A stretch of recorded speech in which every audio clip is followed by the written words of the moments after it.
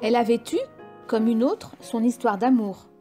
Son père, un maçon, s'était tué en tombant d'un échafaudage. Puis, sa mère mourut. Ses sœurs se dispersèrent. Un fermier la recueillit et l'employa toute petite à garder les vaches dans la campagne. Elle grelottait sous des haillons, buvait à plat ventre l'eau des mares, couchait sur la paille, servait les domestiques. À propos de rien était battue et finalement fut chassée pour un vol de 30 sols qu'elle n'avait pas commis. Elle entra dans une autre ferme, y devint fille de basse-cour et, comme elle plaisait au patron, ses camarades la jalousaient. Un soir du mois d'août, elle avait alors 18 ans, ils l'entraînèrent à l'assemblée de Colleville. Tout de suite, elle fut étourdie, stupéfaite par le tapage des ménétriers, les lumières dans les arbres, la bigarrure des costumes, les dentelles, les croix d'or, cette masse de monde sautant à la fois. Et elle se tenait à l'écart modestement quand un jeune homme d'apparence cossue et qui fumait sa pipe, les deux coudes sur le timon d'un banneau, vint l'inviter à la danse. Il lui paya du cidre, du café, de la galette, un foulard, et, s'imaginant qu'elle le devinait, offrit de la reconduire. Au bord d'un champ d'avoine, il la renversa brutalement. Elle eut peur et se mit à crier. Il s'éloigna. Un autre soir, sur la route de Beaumont, elle voulut dépasser un grand chariot de foin qui avançait lentement, et, en frôlant les roues, elle reconnut Théodore. Il l'aborda d'un air tranquille, disant qu'il fallait tout pardonner, puisque c'était la faute de la boisson. Elle ne sut que répondre et avait envie de s'enfuir. Aussitôt, il parla des récoltes et des notables de la commune, car son père avait abandonné Colleville pour la ferme des Échos. De sorte que maintenant, ils se trouvaient voisins. « Ah !» dit-elle. Il ajouta qu'on désirait l'établir. Du reste, il n'était pas pressé et attendait une femme à son goût. Elle baissa la tête. Alors, il lui demanda si elle pensait au mariage. Elle reprit en souriant que c'était mal de se moquer. « Mais non, je vous jure !» Et du bras gauche, il lui entoura la taille. Elle marchait, soutenue par son étreinte. Ils se ralentirent. Le vent était mou, les étoiles brillaient, l'énorme charretée de foin oscillait devant eux, et les 4 chevaux, en traînant leurs pas, soulevaient de la poussière. Puis, sans commandement, ils tournèrent à droite. Il l'embrassa encore une fois. Elle disparut dans l'ombre.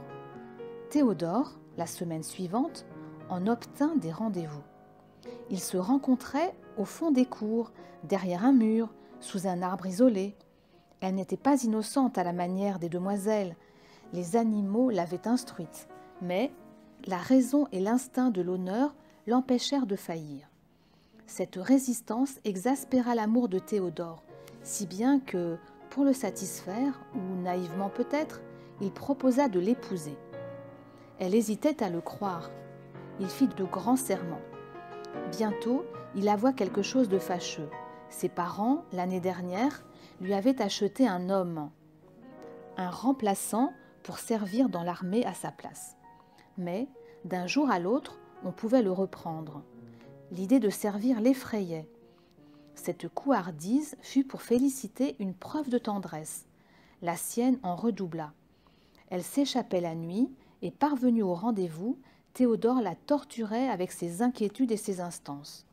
Enfin, il annonça qu'il irait lui-même à la préfecture prendre des informations et les apporterait dimanche prochain entre 11h et minuit. Le moment arrivé, elle courut vers l'amoureux. À sa place, elle trouva un de ses amis. Il lui apprit qu'elle ne devait plus le revoir.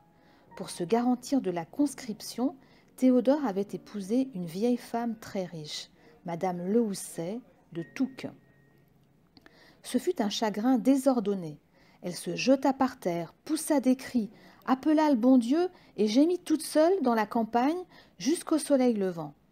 Puis, elle revint à la ferme, déclara son intention d'en partir et, au bout du mois, ayant reçu ses comptes, elle enferma tout son petit bagage dans un mouchoir et se rendit à Pont-l'Évêque.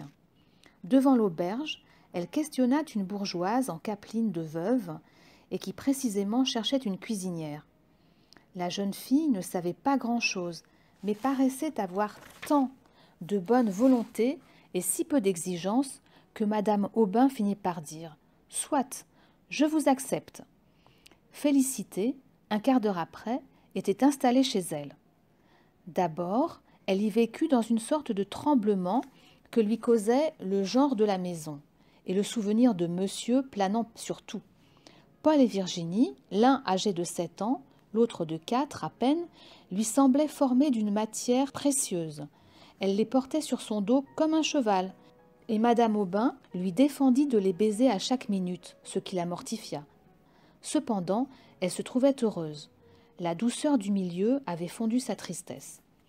Tous les jeudis, des habitués venaient faire une partie de Boston. Félicité préparait d'avance les cartes et les chaufferettes.